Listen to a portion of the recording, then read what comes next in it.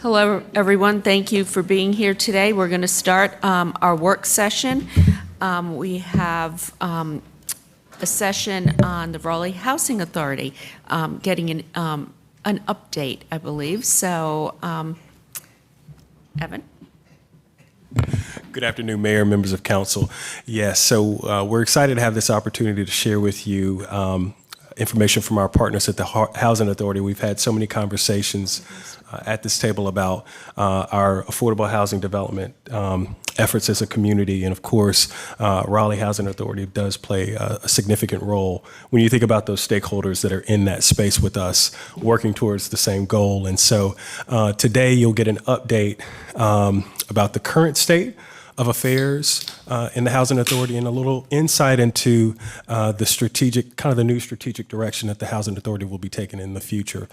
So without further ado, I'll turn the podium over to Ashley Lammers Johnson, the new Executive Director of the Housing Authority. I just want to add that Christina Jones is absent and excused. Welcome, Ashley. Good afternoon, Mayor Baldwin and members of the council. Let's see if I can get this. Oh, there we go. Good afternoon. As Evan said, I wanted to talk a little bit about the present of the Housing Authority and the future. I'm going to give you a high-level overview of the Raleigh Housing Authority. Talk about the current public housing program and some of the key challenges that we're facing, the current housing choice voucher program and its challenges, and I'll pause for questions and answers just to clear up any questions that you might have. And then I want to launch into kind of what we are thinking about the future, some key opportunities that we have, a new project-based voucher program and its potential for the city, the future of the public housing program, and a little bit about our strategic plan. So for just a high-level overview, the Housing Authority is authorized by the state housing authorities law. We've been in operation for 85 years, since 1938. We're governed by a 9-member board appointed by the mayor, and we have some of our board members here. We have 107 employees, and we serve about 6,000 households, and the vast majority of them are have incomes below 30% of area median income. The Housing Choice Voucher Program, also known as the Section 8 program, is the largest program with over 4,000 vouchers. The Public Housing Program is the oldest program, and we manage and maintain all of our own properties, including public housing. The sites that we have around the city are not concentrated in one or two neighborhoods, unlike many of the cities around the country. And including converted and redeveloped sites and additional housing development, we have close to 2,000 units under management. And then just a quick view at a map that's not very clear, but it gives you a sense of the spread of the housing that we own around the city. We have property in downtown, we have property south of downtown, west of downtown, southeast Raleigh, north and northwest. So very well spread out in the city. The public housing, and I say and other, I'll include some of our discussion of some of our other housing under this slide. Currently, we have 1,248 public housing units. 196 public housing units have been converted to project-based vouchers under the Rental Assistance Demonstration Program created under President Obama. The maximum number of housing units, public housing units that the city can have under law is 2,089. That's the number of units that we had on October 1st, 1999.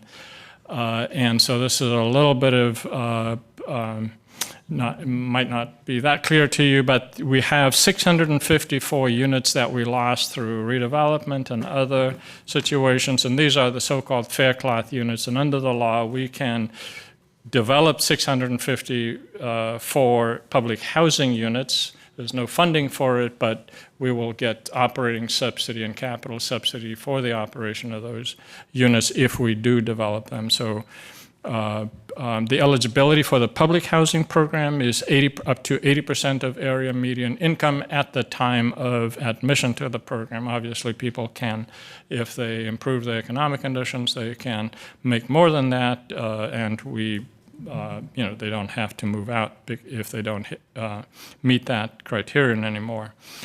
So all in all, we have 1,928 units, including the public housing units, in really 19 developments. I put 20 there because we have 108 single-family homes in the public housing program. So in terms of its funding, we get an operating subsidy of $5.2 million a year. That's the funding level for this year. A capital fund of $3.6 million a year. So roughly or close to $9 million a year. The average income of our residents in public housing is around $20,000. They pay 30% of their adjusted income on rent.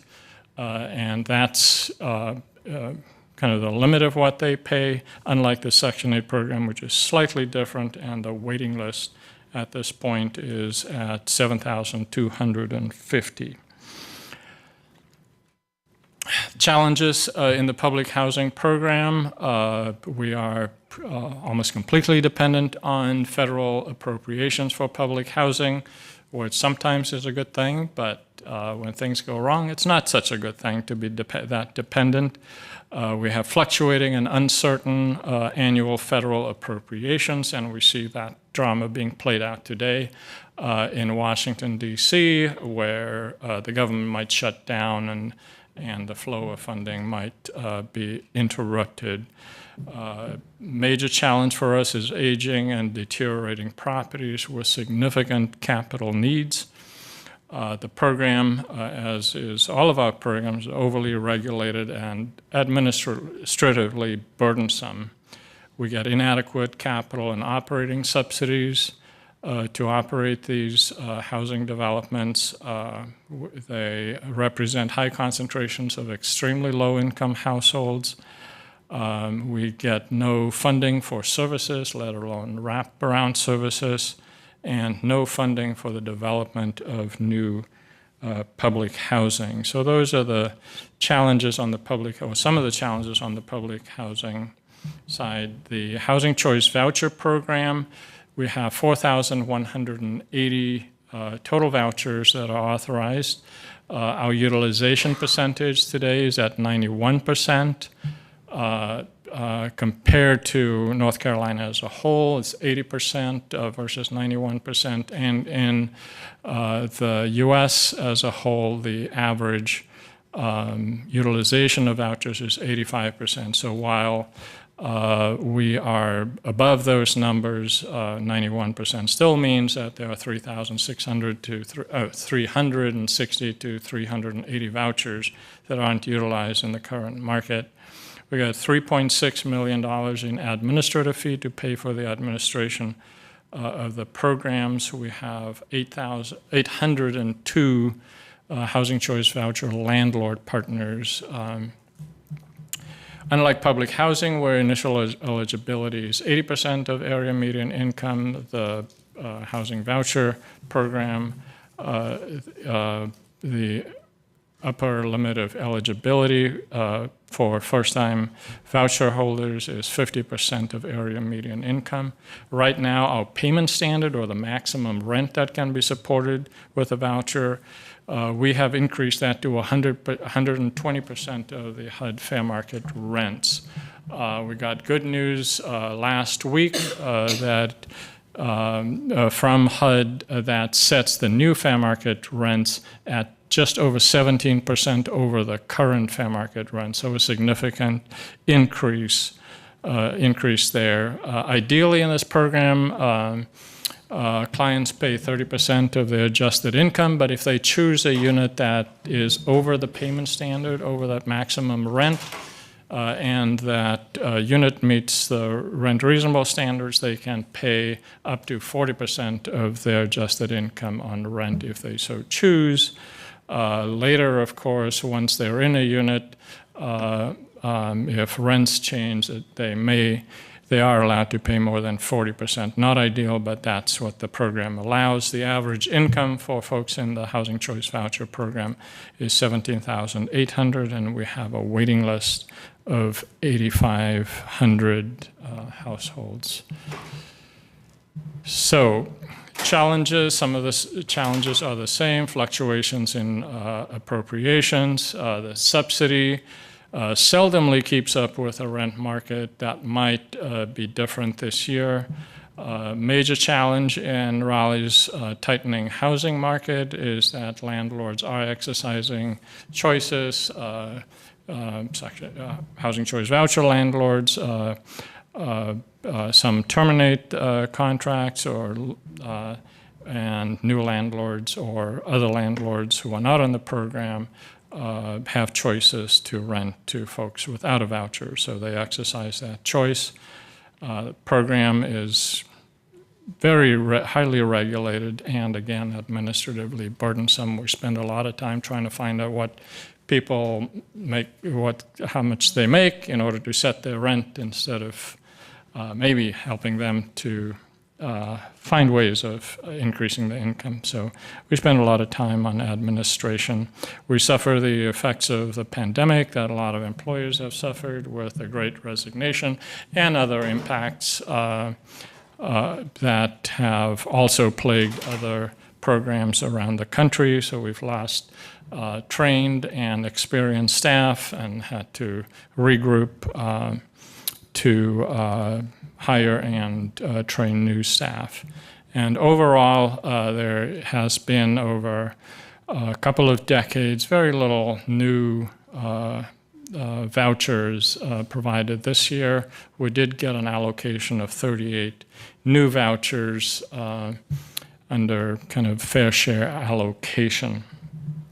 So those are some of the challenges in the programs that we have now. I don't know if you have any questions at this point. At this point, Mayor Pro Tem? Thank you for the information so far. I saw where you said in 2019, in 1999, we only had 2,089 units max. And we all know our growth in this community is exponentially, gone up. So has there been any conversation of reaching out to HUD for more units that could be built and funding that? So there's very little additional funding. I think earlier this year there was $75 million nationwide, so that might be like $1.5 million per state. So not anything substantial. As I said, if we do use tax credits and other funding sources, local funding sources, to develop housing, we can develop up to 654 new public housing units, and HUD will fund the operations and capital fund for those units. And I'll talk a little bit later about the option of converting those immediately to the project-based voucher program. But, But we are going to be developing new housing either on current sites, redeveloping, or acquiring new sites and developing. And we just today we have a new employee starting who is our first director of development. So beginning of our equipping our agency to develop into the future. Does anybody have any other questions of Ashley? Councilmember Harrison? Yeah. Hi, Ashley. Good to see you. Oh, hi. Good to see you again. Just a couple of questions, and I know we've talked about a few of these issues in the past, but I wonder if you could talk about the state of our assets in terms of building condition and quality. I don't know if you have any recent assessments done of your all's, public housing stock here in Raleigh and kind of the state of it. I don't know if you have an idea, percentage that needs some support. We have a number of our sites that, quite frankly, are in need of substantial investment of capital funds. And right now we are signing a contract with a consultant to do capital needs assessments of about 7 or 8 of our properties to determine their physical viability, and we expect that one or more properties will be eligible or will meet the threshold for the Section 18 disposition approval. So what that means is that those properties, if they do meet the threshold, their cost of rehabilitation exceeds 57.14% of replacement costs. Those properties that don't meet that standard, there's a number of them that we know have high capital needs. Those will be candidates for the rental assistance demonstration program that I'll talk about in a little bit. Okay. And could you also talk about the total number of affordable housing units needed in Raleigh? I don't know if you can give us a guess there at the 80% or lower, perhaps. And this would be a pure guess, would probably be in the range of 70,000. Okay, that's all. Thank you. You're welcome. Any other questions? Councilmember Black? Hi. Hi there. So we talked earlier. It's good to see you again. One of the questions that I had is about the housing voucher programs, and I know you talked about some of the challenges being like landlords not necessarily being comfortable with the voucher program and kind of going in a different direction.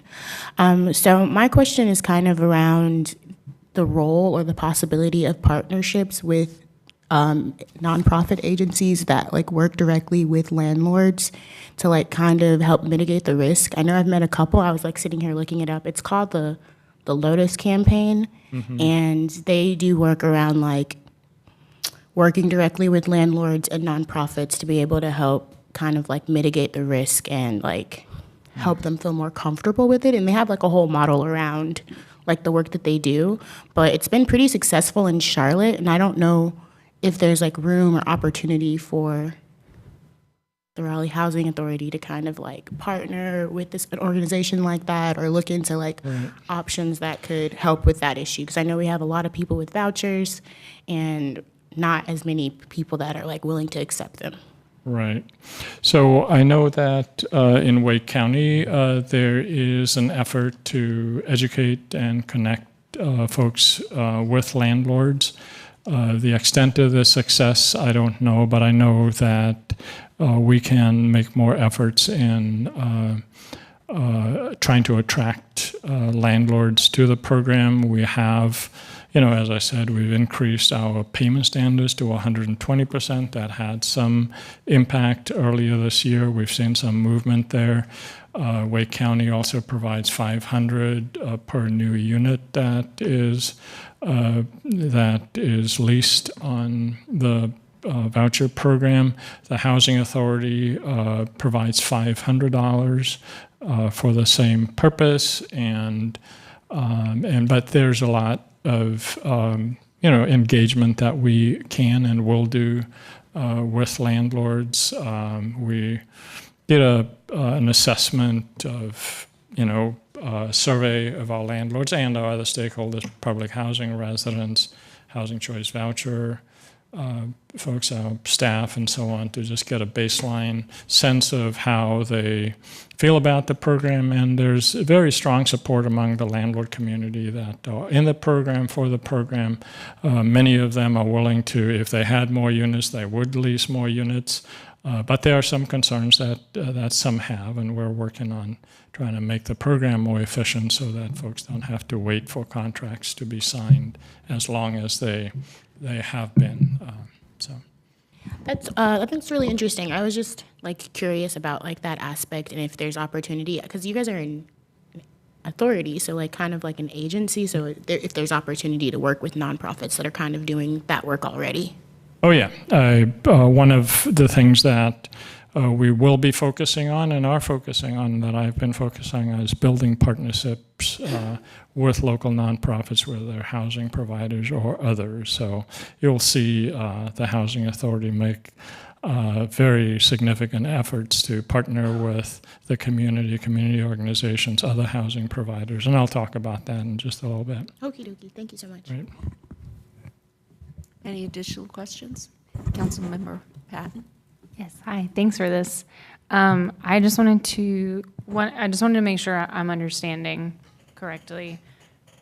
So these 654 units, that's like the most that we could build. If money were to fall out of the sky, that's the most you'd be... Public housing units. Public housing units that you'd be allowed to will build. receive subsidy if we build them, yes. Got it.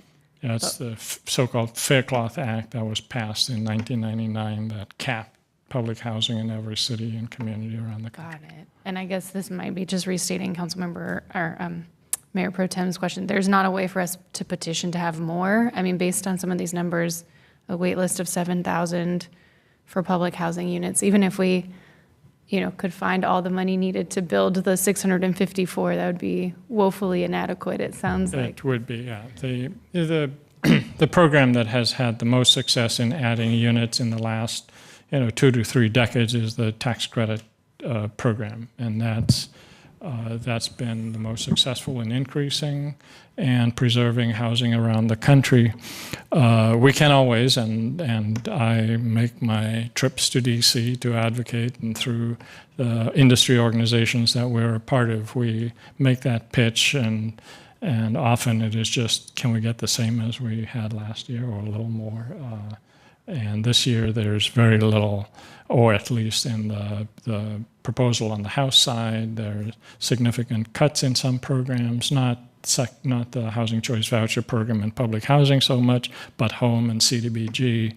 So there'll be some reductions in funding, realistically speaking, but that doesn't mean we won't continue to advocate through, just our own interactions with our representatives, but through the industry organizations, NARO, CLAFA, and FADA. Councilmember Melton? Do you have more? Oh, do you have another question? That's okay. Yeah. I did, but if you weren't finished, you can. Okay. Yeah, I just have a couple more. I'll be fast. Okay. The 120% of HUD fair market rent, do you know off the top of your head how much that is? By bedroom size? For a 2-bedroom, maybe? I'm sorry, I don't want to just quote out of my head, but I can send you I did develop a table on what 100% is, what 120% is, and then the increase over last year and what that would mean. And the board will decide in the next month or so what our response is to the increased subsidy. We'll definitely increase our payment standards, but just on the face of it, they're getting close to market rent, so we'll be in good shape, I think. Good. Okay, good. My last question was around the voucher program. We have about 4,000 people on it. There's 380 people who have vouchers in hand but can't find a place to take it, and then we have 8,000 people waiting. I was curious, or 8,500 people waiting.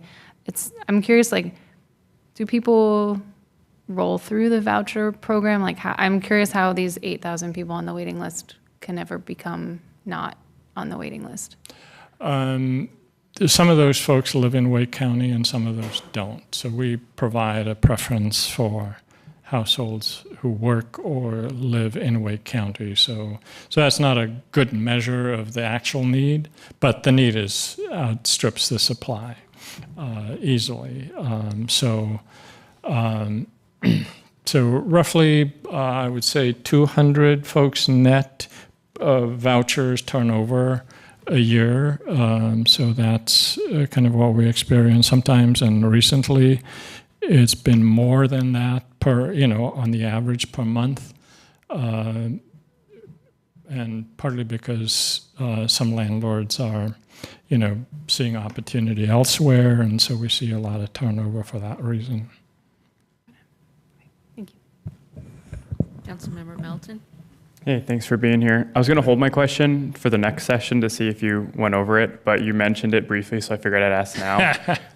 For the low-income housing tax credit, I'm assuming you're referring to the LIHTC projects? Yeah, 4%, 9%. 9%. And so do you look at both 4 and 9%, or which ones? As a housing authority, I haven't been here long enough to think carefully about that, but more the 4% projects is what the housing authority would go for. Not that we do not want to have 9% projects, but again, I think it's a policy issue that we haven't discussed with the board since I've been there, but there are housing providers who serve people who have significant need, and personally I would want to see those 9% projects go to properties where there will be wraparound services, and so.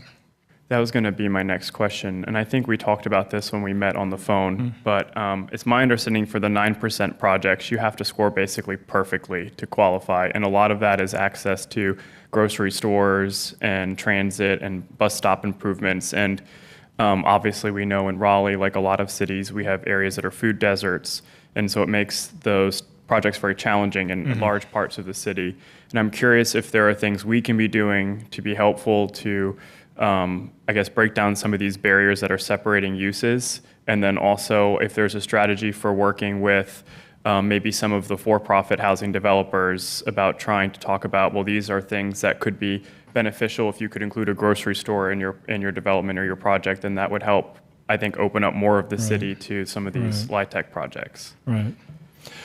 There are probably strategies that I haven't thought about, but we have reached out to all, nonprofit and for-profit developers. For-profit developers have reached out to us to, engage us in the projects that they are developing. But for mixed-use projects, we haven't done a lot of thinking about that yet. In relation to Heritage Park, we definitely want to consider bringing amenities to the properties so that it's more of a amenity-rich. Whether we can locate a grocery store in the site, I don't know, but that's certainly something that needs to be considered. But I know, in Southeast Raleigh, there's clearly a need there, and if we do anything there, we'd want to look at opportunities for such amenities. So, thank you. Councilmember Fort? Are you going to talk more about Heritage Park in your next presentation, or? I'm going to mention it briefly. We have a planning process for Heritage Park, and we want to stay consistent with that project and not go into a lot of detail here. Not that, but you have a question about Heritage Park? Well, I'll wait to see what you say, Okay. and I'll come back to it. Okay, shall I move forward? Okay, some key opportunities for the Housing Authority. We have 45 acres roughly of aging public housing stock, or properties with aging public housing stock that are fairly low density, that provides a major opportunity for redevelopment over the coming years.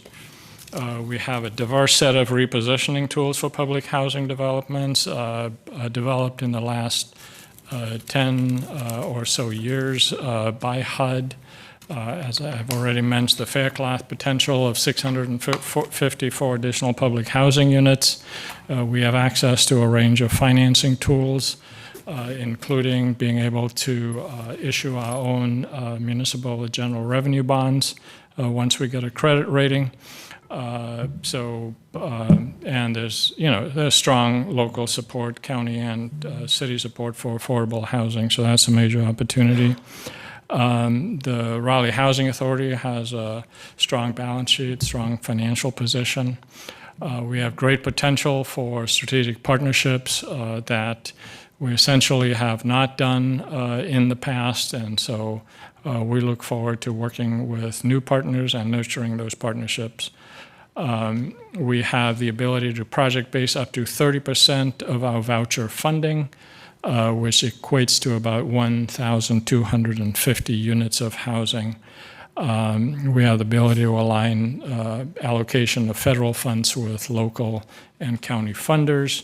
And we also have invested heavily in new web-based software that will greatly improve customer service and streamline operations. So in the future, after April 1st next year, our clients will not have to come in and pick up paperwork or drop off paperwork. They'll be able to do everything over the web and over the internet, and be able to upload documents if they have smartphones, which most of our clients have. So we'll become paperless and far more customer service oriented as a result of the investments that we're making. So we have some high priority initiatives that we have launched and will launch, and I want to highlight some. The ones in bold I'll talk about more in detail. We'll complete a draft strategic plan by year end this year. The Housing Authority actually has not had a strategic plan in the past, so this will be a first. We will be launching very shortly a new project-based voucher program that has significant sort of game-changing potential here in Raleigh.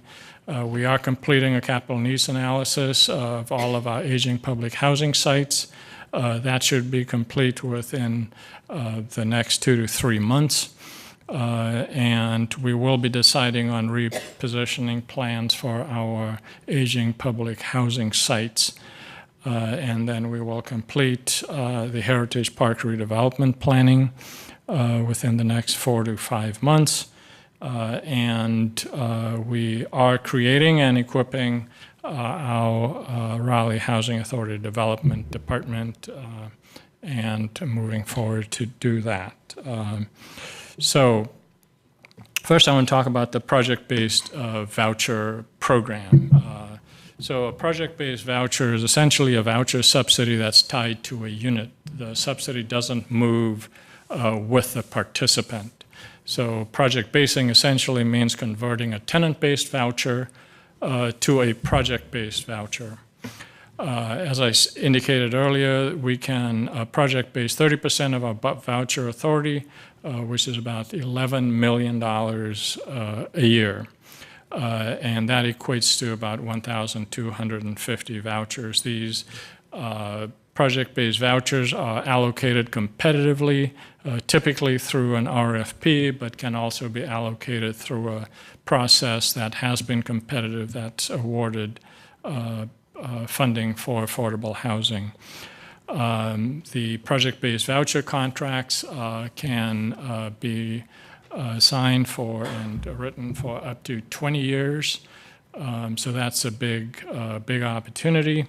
And then all housing providers are eligible to compete for project-based vouchers, whether it's the Housing Authority, nonprofits, or for-profit property developers and owners. So why does project-based vouchers make sense? Project-based vouchers can create hard units for very low-income households. So if we project base, say, 30 units in a 100-unit project, those 30 units then become available to 30 households for up to 20 years. And those contracts can be renewed. So it actually creates real units instead of tenant-based voucher holders having to compete in the market for units. They can create a supply of relocation opportunities for public housing residents. So, for example, we can project base in a new project, and if we relocate residents as a result of a redevelopment project, we can create relocation opportunities through project-based vouchers. Project-based vouchers can allow the city and county dollars to serve the lowest income households. So, properties that want to serve 0 to 30% often can't because they just don't get the rent revenue. And for those units, those properties can get close to or equal to market rent. So it makes it possible for city and county dollars to serve those lowest incomes. Incidentally, I did meet with city staff and county staff today, and the discussion was aligning our funding, the project-based vouchers, with city and county funding to ensure that we can serve extremely low-income households. Mission-driven housers, nonprofits mainly, can afford to serve extremely low-income households because of project-based vouchers. Without them, it makes it very difficult for those projects to pencil. It can provide needed operating revenue for permanent supportive housing. Often those properties are very difficult to finance and operate, and they're very expensive. Can be used to replace physically obsolete public housing units with an alternate deep subsidy that would, is in our plans at least for Heritage Park, if not other properties. And it can promote higher voucher utilization in a tight market. So we project we'll get up to 100% of utilization within the next 12 to 15 months. Partly as a result of project-based vouchers. And then it helps projects pencil by leveraging higher debt levels. So that's project-based vouchers. We will soon be issuing an RFP, request for proposals, for project-based vouchers, and we know there are quite a few projects out there that are interested in the project-based vouchers, and that we'll be able to partner with several other housing providers to deliver affordable housing for people at the lowest levels of income in the community. So the future of public housing, the options, just three very general options that are before us, is to continue to operate as public housing with current inadequate and fluctuating funding levels. The second option is to pursue conversion of public housing to project-based vouchers under the rental assistance demonstration program. And then the third is to redevelop public housing properties that meet the Section 18 obsolescence criteria. So these are the broad options that are available. So staying with public housing, which would be the status quo, is not, in our opinion, the desirable option to follow. There's broad consensus that Congress will never appropriate sufficient funding to ensure public housing viability. It's been a struggle year after year, decade after decade, for these properties to survive, and the funding is never good enough to keep those properties viable. All of our public housing properties will steadily deteriorate until they eventually become unlivable. We have some units that we've had to take offline permanently because of this reason. And then Raleigh's inventory of hard units, namely public housing units serving extremely low-income households, will eventually disappear if we do not make a change. The second kind of repositioning option that I'll talk about is kind of in two versions. There are a number of different options under the Rental Assistance Demonstration Program, but I'm going to highlight two here. Kind of the standard option is for housing authorities to convert, under this demonstration program, to convert public housing income streams to RAD project-based vouchers. So essentially, the idea is that former President Obama had was to combine or bundle the operating subsidy and capital subsidy and rent that tenants pay per unit, bundle that into a project-based voucher and provide that funding through the Housing Choice Voucher Program. And under this program, the commitment that former president made is that there'd be no increase in funding from HUD for public housing. It would essentially be public housing money bundled and moved to the Section 8 or voucher side. Under this option also, there's no increase in units, just extended viability of these properties. And again, under this version or this standard option, for the most part, these properties are rehabilitated using tax credit equity, 4% tax credit, sometimes 9%, and debt.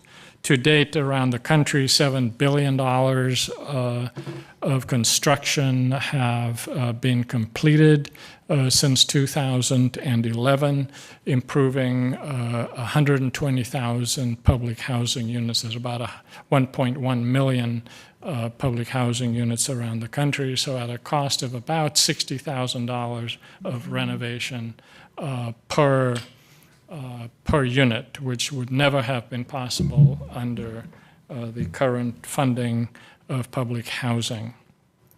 So that's kind of the standard RAD conversion that's been implemented around the country. There's an option that I want to talk about now, which is transfer of assistance. So essentially that bundled funding, public housing funding being available as a RAD project-based voucher can be transferred to other properties, whether we own it as the housing authority or other housing providers. And so essentially, let's say we have a 100-unit public housing property. Those 100 units of assistance can be transferred to another unsubsidized property, and that subsidy will be available for 20-year contracts into the future. So it's, in a sense, is the continuation of the same number of subsidized units in the community. The property deed of trust is released. The property must be used to provide affordable housing. And so under this option, the same number of subsidized units continue to be available, and the housing authority can redevelop the former public housing sites that have been converted. The housing authority can then redevelop those sites. I'll just use an example, Birchwood Eastwood. So we could transfer the 96 units of subsidy to other housing owned by others or ourselves, unsubsidized units, and so those will be 96 subsidized units that will continue in perpetuity, and then the housing authority can redevelop the sites and produce new housing. And so through this option, we can construct significantly more units on each site and continue the same number of subsidized units in the city. So that's the RAD transfer of assistance option. The Section 18 option, and there are a range of options, provide for the opportunity of redevelopment of the site. So under Section 18, housing authorities have the option of disposing of obsolete sites, whether they're physically obsolete or under other obsolescence criteria. This would be the preferred option, or a preferred option for the housing authority is essentially to sell the property to a related entity. So the housing authority would continue to own or control the property. That related entity can redevelop the property, or the housing authority can just buy it back at the same price and redevelop it as the housing authority. So, and what the housing authority can do is replace these developments with mixed income communities, substantially increase the units on each of the sites that we redevelop in this way, and do one-for-one replacement of subsidized units. Approved Section 8 sites are eligible for a voucher for each qualified public housing unit. So that's where we get kind of a soft one-for-one subsidized replacement, subsidized unit replacement.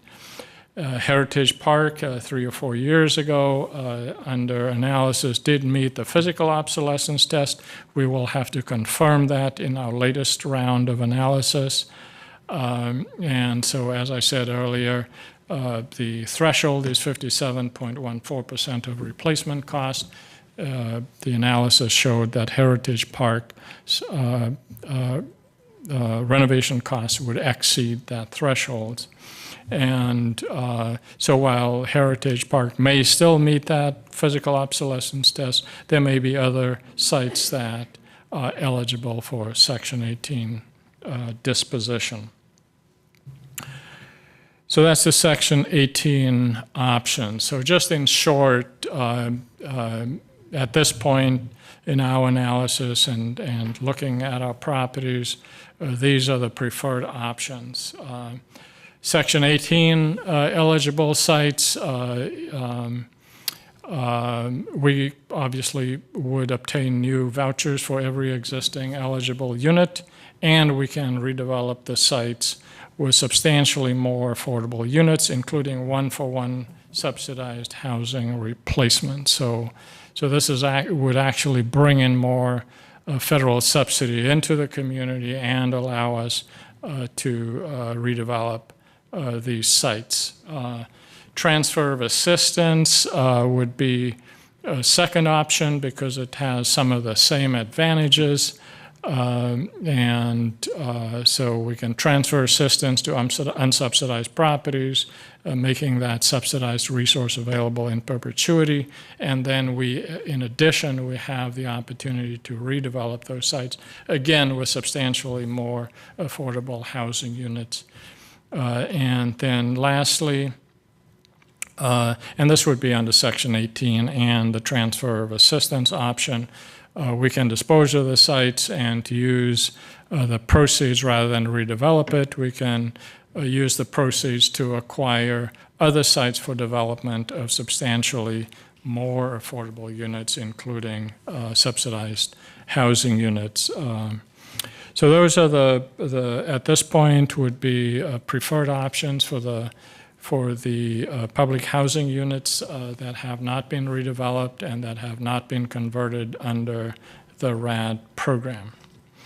So just very briefly, I want to just talk about our strategic plan. We hope to have a draft by the end of December of this year.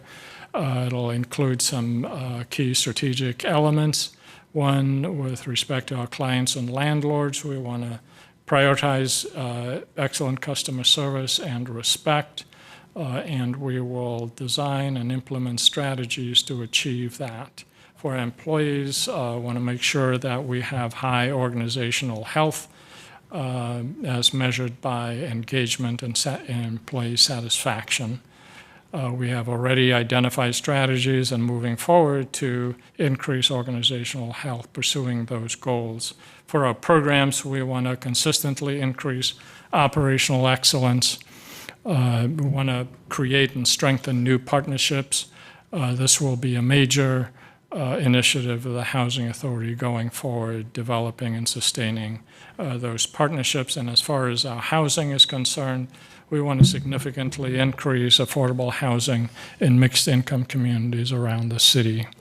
And with that, I will entertain some more questions. So thank you. Councilmember Ford, I know you have a question. By now I have two. So you mentioned that you were going to go paperless and have everything, I guess, web-based, but y'all had a little bit of a incident. Was it earlier this year? It's been a long time. I forgot. Okay. Yes, we did have an incident, and I like the word incident. Yeah. So do you feel like you've put sufficient measures in place to protect the security of the information? If it's all going to be web-based, then you're going to a paperless system.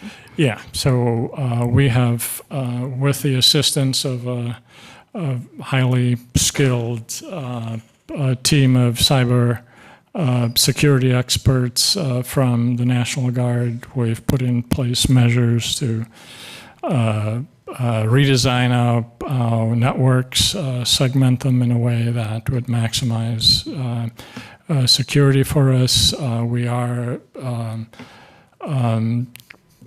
converting exclusively to the cloud, so we'll have significant protections there. Of course, we have had training of all of our staff, and we'll have continued training of our staff in cybersecurity. Okay. And then I guess my question about Heritage Park is, that site is 12 acres, is that correct? 12 acres, roughly, yes. Okay. And the original plan was to develop maybe 320 units, I mean, the previous. Yeah, so I know there was a planning exercise before just to kind of see what it would look like with different options. So maybe hesitant to call it a plan, Okay. but just concepts to see what it would look like. So various levels of density. I think it started around 275 and higher. So do you have like a maximum density that you could use on that site, or is that something that you can discuss? Or Oh, that will be part of our planning process. I came from a housing authority in the Pacific Northwest where we just completed, or the housing authority completed earlier this year, a redevelopment plan for that site, 12 acres and 1,500 units. So substantial increased density with significant number of amenities on site, green space. So to do all of that, you have to go higher. And so there'll be a library, a Montessori free preschool for 80 kids, childcare, a radio station, a cultural center, all sorts of amenities that will be there. But the idea is to design a community that's walkable, so people can do a lot of their business just by 5 to 15-minute walk. So I think you're speaking our language. So as you see a lot of head nodding at this table. yeah, even with a different accent. No, I don't have an accent anymore. Yeah, because I think, in conversations I've had with other council members and the mayor, certainly we would like to see something probably a little bit more dense and have more opportunities for housing. I mean, when you look at the numbers in terms of the wait list that you got, and I mean, if the overall number is a need of 70,000, units, certainly 350 would probably not be adequate on the site as large as that. So, Yeah. So let me these will speak for be- let me speak for myself. I would love to see more density contemplated on that site. So, Yeah, that's definitely an issue that will be discussed as part of the planning process.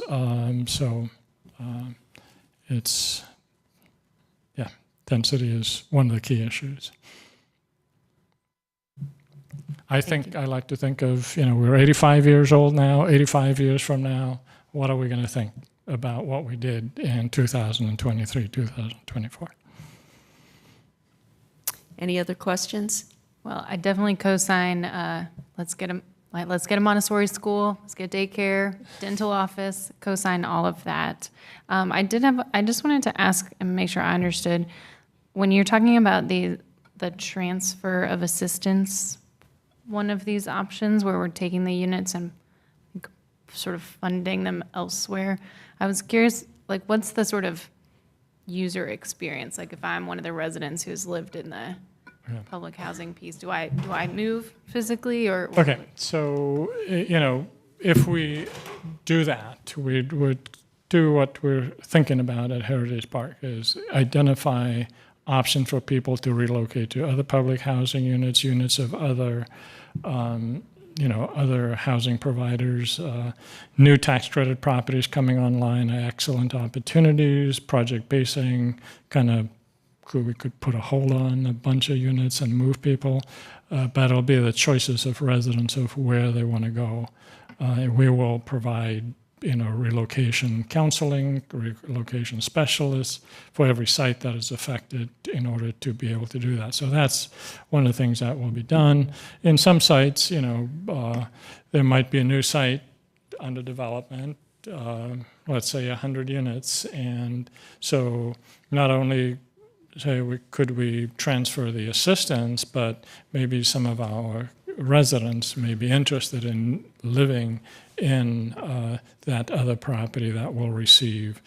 So I have not done that. We have not done that, but it's an opportunity. 3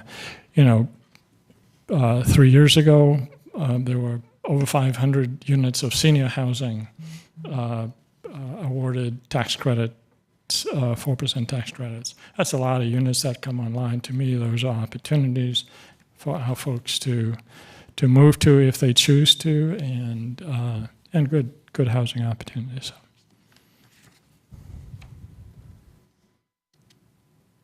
Any other questions?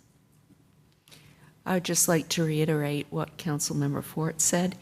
The heritage site is so critical, with it being located on a bus rapid transit line near Dix Park. It could be really amazing. So I want to see some density there. I hear you. Okay. Anything else? I just want to say thank you and ask if there's one thing that we can take away and do to be supportive of you. It's the need is great and there's no way we can meet all of it, but what's one thing we can do as council members tomorrow to be supportive of you making as big a dent as you can? Yeah. So on the 20th of this month, there'll be a stakeholder meeting at Heritage Park. I believe it starts at 6 o'clock. And so all of you are welcome to attend and voice your thoughts and listen to what other stakeholders, including our residents, are saying. In early November, we'll have a 4-day planning charrette. Again, it would be good to have as many of our community attend and participate in that process. It'll be all-day events with summaries in the evenings, and the idea is that we would come out with 2 to 3 options for the site, and those options might be various densities or other variables. So that would be very helpful for elected officials to participate, observe that process. So. Okay. Anything else? All right, Ashley, thank you for being here. I want to thank your board members for being here as well. Appreciate your support and this new vision for where Raleigh Housing Authority is going. It's going to be great. Thank you. Thank you. Okay. With that, I'm going to adjourn the meeting.